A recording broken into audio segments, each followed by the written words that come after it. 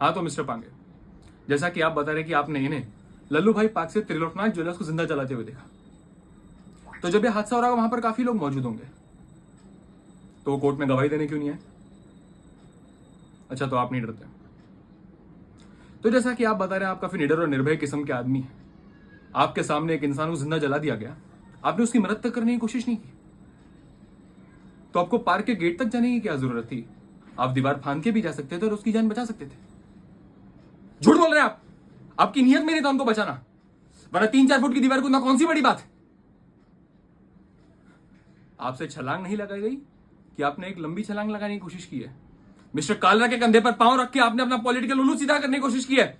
1 minute sir, let me complete. और इस case के थ्रू मैक्सिमम माइलेज हासिल करने की कोशिश की है।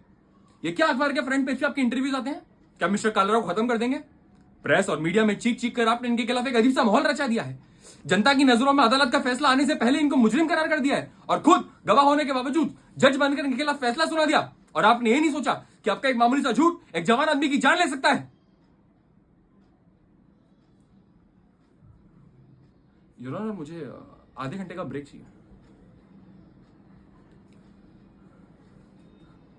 योर ऑनर, मैं ये केस हार गया। मेरा करियर शुरू होने से पहले खत्म हो गया। मेरा सच इनके झूठ के सामने कमजोर पड़ गया।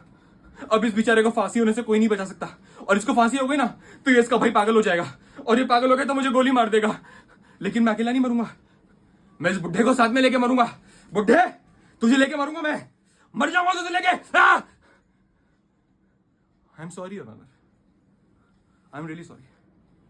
लेकिन मिस्टर पांगे के झूठ को साबित करने का कोई दूसरा रास्ता नहीं था मेरे पास। कलयुग हो या सतयुग, सच को अग्नि परीक्षा से गुजरना ही पड़ता है।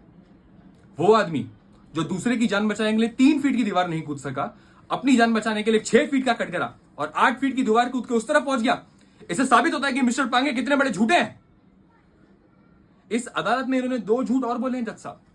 पहला, कि जब यह हादसा हुआ वहां पर काफी लोग मौजूद थे। अगर वो थे तो वो कहां पे हैं? गलत, वहां पे सिर्फ 3 लोग मौजूद थे, मिस्टर पांगे, जलने वाले मिस्टर त्रिलोकनाथ जी और मेरे क्लाइंट मिस्टर विनोद। और दूसरा झूठ उन्होंने इस अदालत में यह कहा है कि आग ये बुझाने गए थे और मेरे क्लाइंट मिस्टर विनोद ने आग लगाई, जबकि हकीकत यह है कि आग इन्होंने लगाई और मेरे क्लाइंट मिस्टर विनोद वहां पे आग बुझाने गए थे।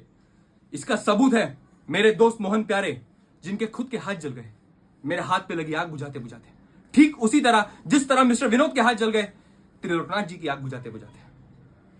क्योंकि जज साहब, हाथ उसी के जलते हैं जो आग बुझाता है, आग लगाने वाले के कभी हाथ नहीं चलते हैं। And that's all your honour.